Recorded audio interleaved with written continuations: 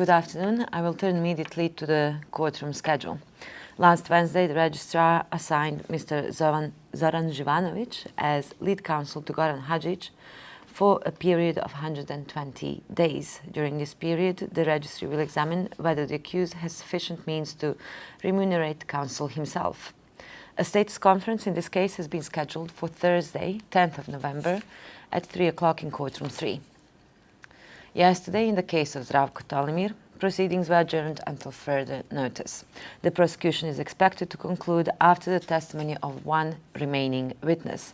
The presiding judge confirmed orally this week that it is anticipated that the defense case will begin after the winter recess. A scheduling order setting out specific deadlines and dates for the continuation of this case will be issued shortly. The judgment in the contempt case of Şevket Kabashi will be rendered this Friday, 16th of September at 3:30 in Courtroom I. The accused pleaded guilty on 26th of August this year to 2 counts of contempt of the tribunal for refusing to answer questions as a witness in the first trial of Haradinaj and others back in 2007. And in the case of Lastimir Đorđević, a status conference will be held next Wednesday, 21st of September at 9:30 in Courtroom II. In the case of Milan and Sredoje Lukic, an appeals hearing is currently being held in Courtroom I, and the hearing will resume tomorrow at 10. In the trial of Micho Stanšić and Stojan Župljanin, the testimony of a defense witness, Vidosav Kovačević, will resume at 2:15. Today in Courtroom III, Kovačević, military expert, has been testifying since 5th of September about the work of the police during the war in Bosnia and Herzegovina in '92. Proceedings in the trial of Radovan Karadzic will resume tomorrow afternoon at 3:30 in Courtroom I with the testimony of a new protected prosecution witness who is a Bosnian Muslim from Foča and who will be testifying about the takeover of the municipality and the crimes committed against the non-Serb civilian population there.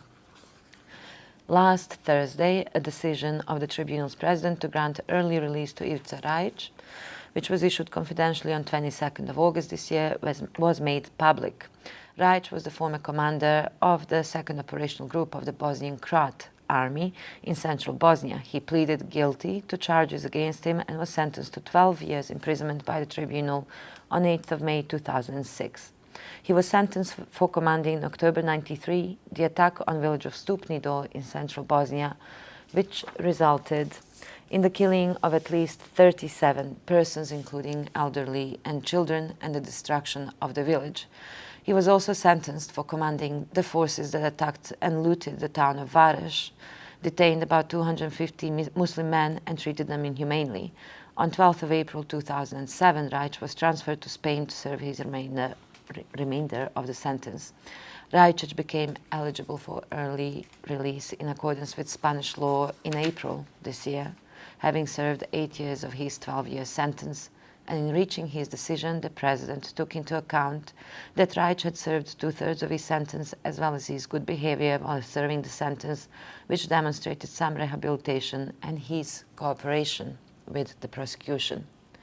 And finally, I would like to inform journalists that those interested in covering the Tribunal's open day this coming Sunday will be able to do so from 11:30 to 12:30, during which they will be allowed to film the welcoming remarks and visitors attending the presentations in the press briefing room. Further details will be provided in a separate press advisory. The Tribunal's open day will take place as part of the 4th Annual International Day organized by the Municipality of The Hague and will provide the Tribunal with a chance to present its mandate work and achievements to the citizens of The Hague and public at large. Office of the Prosecutor. I have no specific statement from our side. Questions? Frederick, how was the visit to Belgrade? Any particular impressions? Impressions are always good when you come back from that part of the world. Especially the weather is much better than here. 20 degrees difference. No, seriously, I think what you heard yesterday at the press conference with the prosecutor and Hadžić, President Hadžić, reflects the mood of and the discussions we had in Belgrade. the topics that were covered. The main purpose of the mission was to announce and to meet those officials who have worked on the recent arrests. That chapter is now closed, the fugitives. We still look forward to hearing or to finding out how come these fugitives have evaded justice for so long, and these discussions with the authorities are continuing in the weeks to come, as announced by the prosecutor and the president. Second part of the mission was also to continue to announce that cooperation is continuing, especially with regard to documents and archives we need, and witnesses we need in ongoing trials. That's cooperation as it is today, which is satisfactory, but that should continue. That was an important message. And then the third part was dedicated to the need to support local prosecutions. That's crucial in Serbia, but also in the region, and that Serbia and other countries should use this momentum to effectively support local prosecutions. And we said that we are continuing to offer our assistance to that process.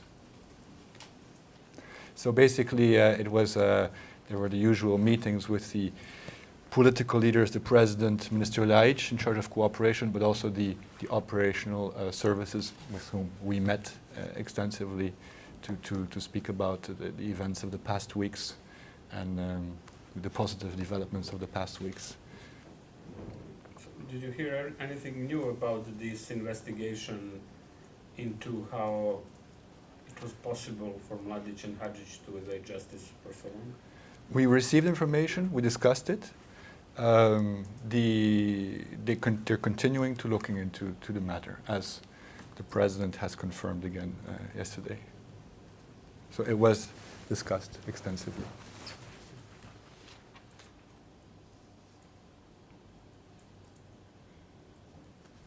Okay.